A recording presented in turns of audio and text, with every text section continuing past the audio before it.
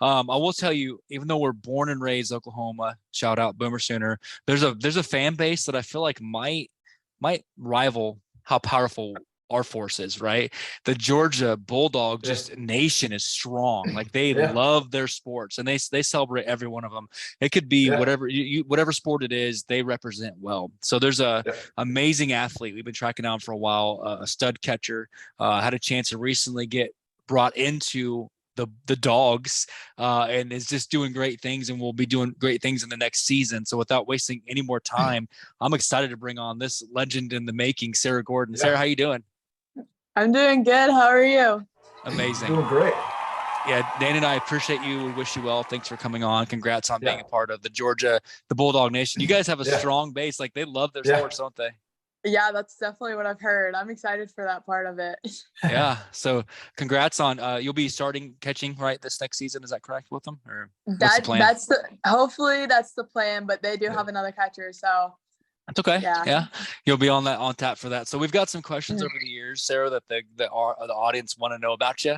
Kind of very, very I think insightful stuff. So I'm going to take one, and Dan and I'll go back and forth. So talking about playing softball before, well known really around the league, around the world, really, before even getting acquired by Georgia and previous teams. When did you put on a glove the first time and start playing softball in your life?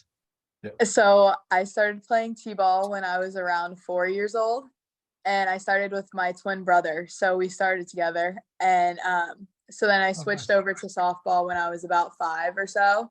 And I started travel ball when I was around 8. And so I played up on like a 10U travel team. So I played up with some older girls when I was a little younger. So you were in this, like you were traveling since the age of 8. So you already knew like, this is my calling. Like you're way back in the day. Oh, wow. Can you imagine if DraftKings would have been around when you were 8, Sarah? Let's go. I know. That's insane. So 8U traveled playing up. But I mean, we see that more often now, but going back 10, 11 years for you, like that wasn't as common. So what was the name of the team? I'm curious. Do you remember the 8U team that you're on? So the first one, it was like a smaller local team. It was called Halifax Thunder, because I was from like this small town in Virginia. But yeah, it's not very known. Cool. It's kind of like a local one. That's cool. Were you catching back then? It's so cute to see those little catchers. Were you catching back then too? I caught a little bit, but I was the smallest on the team, so they kind of threw me out in the outfield sometimes. They just threw me wherever we needed. I love it. Go ahead, Dan. So with you and your brother, did you guys play any other sports, or was it just the softball for you guys? We played a little bit of like soccer, I would say, growing up, but it was mostly like baseball. Really? Yeah. I actually played, it was one year his rec team needed a catcher. And so I went and caught for his rec team, and they tried to get me to pitch and everything. And my mom was like, no, she's not going to be a baseball pitcher. We're not doing that. No, sir. So what was it about softball that just made you stick with it and say, this is the path I'm going to go down? I would just say how competitive it is and how kind of relentless you have to be to play this sport, especially since it is a sport of failure. I think that from a young age, I just love to be challenged, and this sport just really challenged me to a point where none of the other sports that I played did. So, wow, that's definitely a challenge. Like there's no question. It is one from soccer, and Dane coaches soccer as well. Basketball, there's a whole different set of nuances to softball. The diamond, I also have a diamond because baseball, softball, right? That just no other sport has. So wow. So did you do alongside of softball, like at what point, because I know you talked about playing soccer and different things, when did it like level out towards just softball for you? So I played soccer when I was younger, and then I ended up stopped playing that, and I played softball until middle school, and then I started playing basketball in middle school, and then I wouldn't say I had injuries, but there were like a few tweak things that went on in that sport. And so I just had to sit down with my parents and kind of just be like, I want to play college softball. And I think that I need to dedicate all of my time to that so that I can achieve that dream that I've had. So that was kind of going into high school, I would say, was that point. Wow, high school. Wow. That's awesome. Dane, we talk about our kids at that 14U, 16U that group, and it's time you make the decision, so that's pretty common. Because our each of our daughters are going into that age group, so it's something to kind of look forward to now. Wow. Mhm. Wow. So before Dane takes 4, I'm thinking about influences, right? So you obviously have a plethora of, Yeah. is that a word, Dane? Plethora? Did I get that right? I'm Oh, kidding. yeah. So Yeah, and I'm you not, even I'm not used in it right. college. All right. Awesome. So when you think about this plethora of teams and just, travel ball, you play a million Mhm. teams a weekend. Oh, I feel Mhm. like in some ways, even though the level of athleticism gets harder as you go, Yeah. you play so many more games almost when you're in those smaller teams because you're playing 8, 9, 10 Yeah. games in a weekend, right? Right. Influence wise, whether it was from the 6-year-old you all the way through now, Mhm. who's been that athletic driving force for you kind of as an Yeah. influence? So I would say I had a few kind of throughout the years. I mean, obviously, my parents always helped me. They always picked me up whenever I did face the challenges and failures that I did through the sport. But another major influence that I had was the San Diego State pitcher, Allie Light. Yep. I played high school with her. So I went into my 7th grade year and she was a freshman that year. And so throughout the summers, she would always get me to come out and catch her at like 8 in the morning, like I would say 3 or 4 days, 2 to 3, 4 days a week. So she was kind of someone who kind of pushed me to have that work ethic and just kind of showed me what I needed to do to be successful and to get to the point where I wanted to in college. So I would say she was one of the biggest forces within the sport that I had. Wow. I, Wow. I I think, Dane, before you take 4, it's interesting because we both have daughters that pitch, and I tell my daughter this. Now, this is just me from perspective wise, and I'm not just saying this to pander. I feel like the catching role is the hardest spot on the. I've always thought this.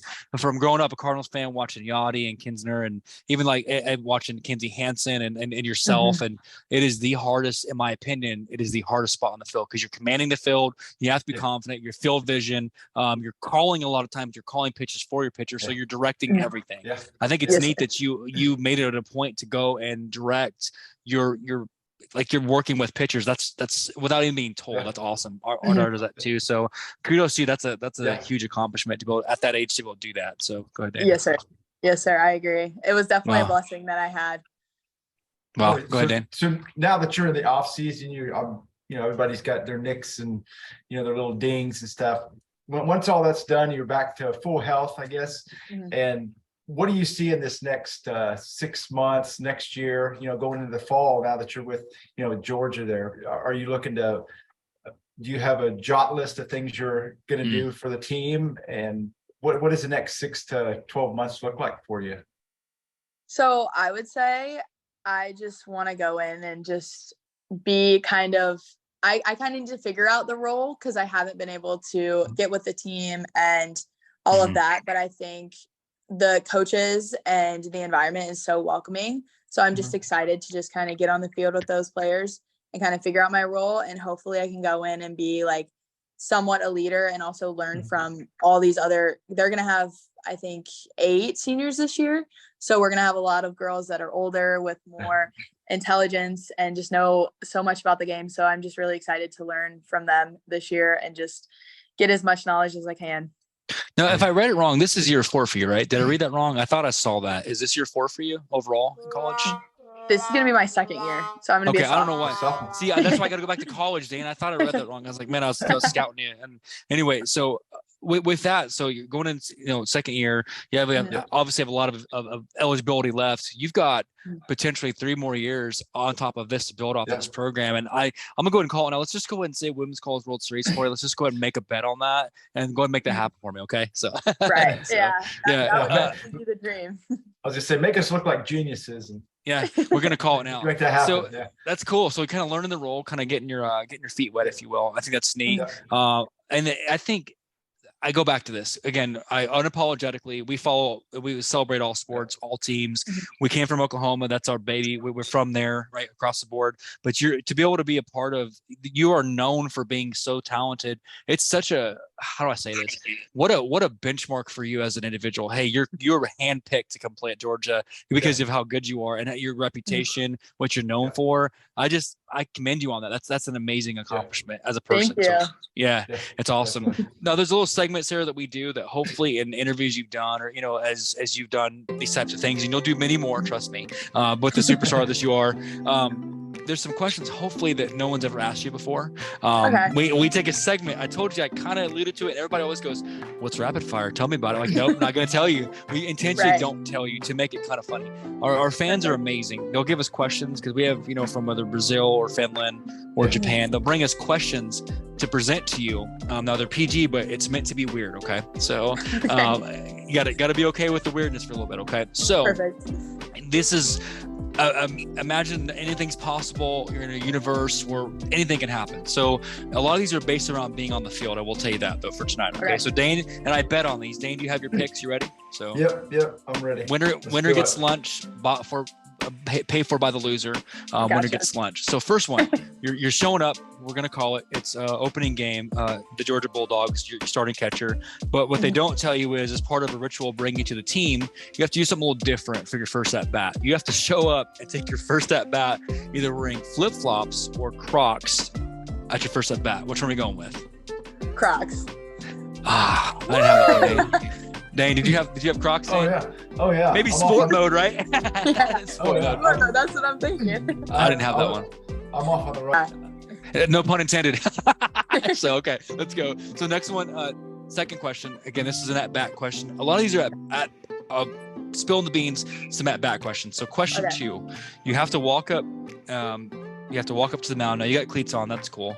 But the two things here, you have to either A, take every pitch while taking a selfie. You have to find a way to take a selfie while taking a pitch. Or B, you have to take every pitch while jumping on a mini trampoline. So selfie or trampoline for your at bat. Trampoline. I'm 0 for 2, Dane. What about you, man? Did you get that one? Oh no. Did you get that one? I put no. I didn't. I got put selfie. You'd want to take a picture. Selfie? Yeah, you want to take a picture of yourself hitting a home run. Yeah, like you just in the turn it. Yeah, that's awesome. Yeah. Okay, I didn't get that one. Okay, next. So third question. Typically you're starting catcher, but for this game, for some reason, they put you in the outfield. Okay, you're playing right field, and so you have to either A, play the outfield the entire game on a hoverboard, or B, on a pogo stick. Which one are we going with? Hoverboard. Actually, I had that one. Okay, good. I had that one. So that would be a little easier. Okay. So next one. So here we go. Again, these are great. So your first home run. So we're gonna say, you're getting your rhythm going. You find you're doing well, batting averages. So, but as part of the team ritual, we're gonna say this is the universe that we're in. After you hit your first home run, you have to do one of two things. You either have to A, run the bases completely backwards, like the running man going backwards. You got to run it backwards. Or B, you have to army crawl around the bases in front of God and everybody. So we going backwards for the run, or we do an army crawl around the bases? We're going backwards. I did not have that one, man. Did you have that one? I missed that one. Oh, no, I missed that one. I am 1 for 4 right now, Dane. How about you? Well, I'm 2 for 4 here. This is 2 in a row. What's going on? Yeah. Usually I smoke you every time. I'm closing the gap here. I guess. So last one. So as a team leader, like you're coming in, like you said, talking about being a lead catcher and all that. Typically afterwards, and everybody does it from 6U to AU. Everyone does the typical high fives and all that. Good game, right? Yeah. So you guys win. You smoke the team. It's you shut them out. But instead of doing the typical good game ritual, you guys have to do one of these two dances as a team. A, you got to go with, everybody's got to do the Macarena and a little line. Or B, you got to do the love train. Everybody links hands. So are we going Macarena or love train as the team? Probably Macarena. Okay, I had that one too. That's a little bit before your time by about. That's more Dane's time, about 25 years before your time, right, Dane? Oh, man. Love train. It's if you don't know what it is, it's a little dance. Everybody kind of gets into like a choo-choo train line, just kind of like does a little thing like this. So they just shimmy down.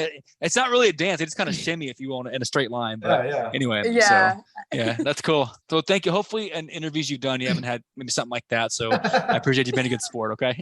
Yeah, So, of course. love it. Dan, go ahead, man, with the next one. So.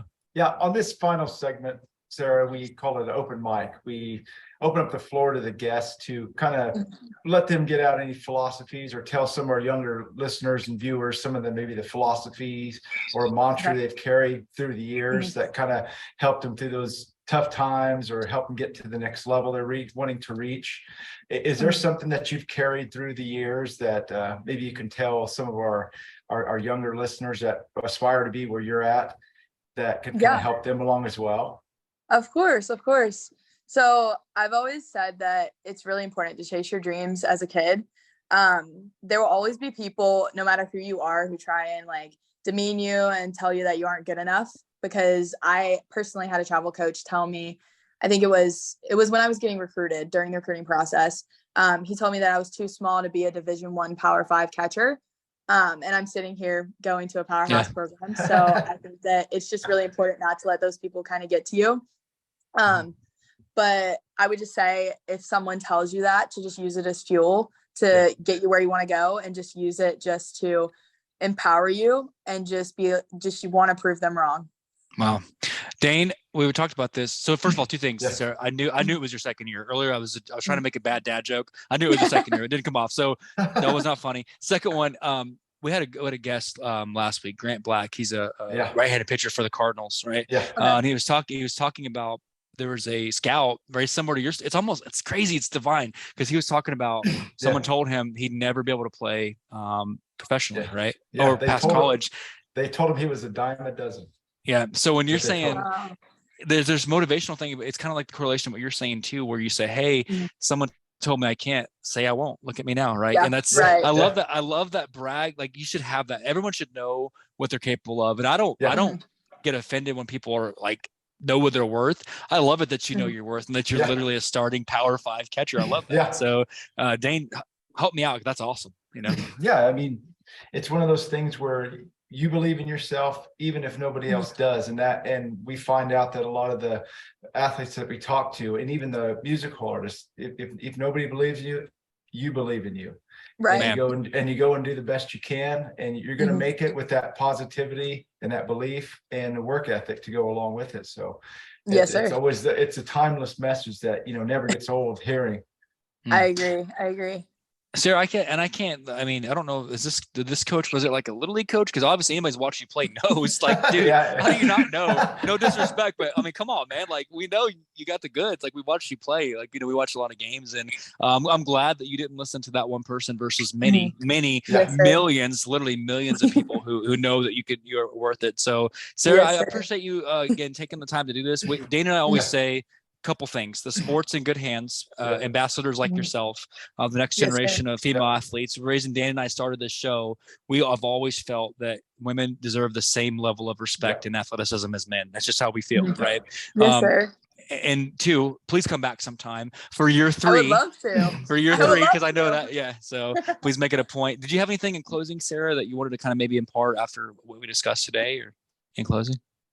I would just say, like, I love that you're empowering women and female athletics, because I've just kind of seen over the years growing up that, like, the disconnect between female athletics and male athletics. So I love the fact that y'all are trying just to boost female athlets, and that's just amazing to me.